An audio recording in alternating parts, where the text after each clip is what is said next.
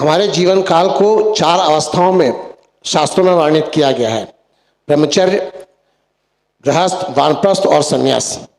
इन चारों अवस्थाओं में प्रत्येक समय क्या दायित्व है, उन दायित्वों का निर्वहन कैसे करना चाहिए, इसी बारे में जिज्ञासा है। जो ब्रह्मचर्य अवस्था है वो विद्या अध्ययन के लिए है, सुरक्षित है, आरक्षित है, और कोई काम उसमें नहीं होना चाहिए।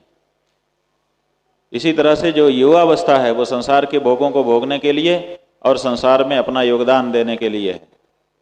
जो वानप्रस्थावस्था है वो अपने बच्चों को संसार में प्रवृत्त करने का और उनका सहयोग करने के लिए है।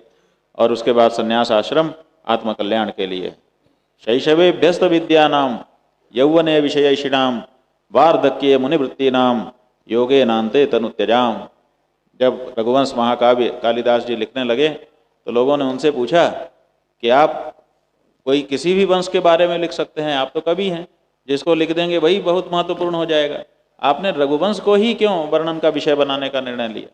तो उन्होंने कहा इसलिए लिया क्योंकि ये विशेषताएं हैं इस वंश की, जो विशिष्ट वंश है उसके बारे में वर्णन करने का मेरा मन है। क्या विशेषता है? तो बहुत सारी विशेषता वहाँ पर उन्होंने बताई है। उसी में एक विशेषता ये बताई कि शास्त्रों में कहा है कि 4 आश्रम होते हैं और ये जो रघुवंशी हैं ये चारों आश्रमों का उपयोग करते हैं। शैशवे व्यस्त विद्या नाम, जब तक इनकी बाल्यावस्था ब्रह्मचर्यावस्था होती है तब तक ये विद्याभ्यास ही करते हैं और काम नहीं करते। यौवने विषयैषिणाम, युवावस्था आने पर विषयों से संबंधित जो कार्य हैं वो करते हैं। और वार्धक्ये मुनिवृत्ति नाम, जैसे ही युवावस्था ढलती है तुरंत मुनिवृत्ति धारण करने लगते हैं, मनन करने लगते हैं। और योगे नान्ते तनुत्यजाम, अंतिम अवस्था में जाकर के योग से अपने आप को परमात्मा के साथ जोड़ करके तब शरीर छोड़ते हैं।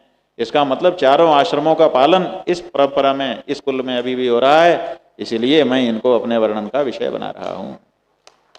वो कुल धन्य है जिसमें आज भी ये 4 आश्रम पाले जाते हैं।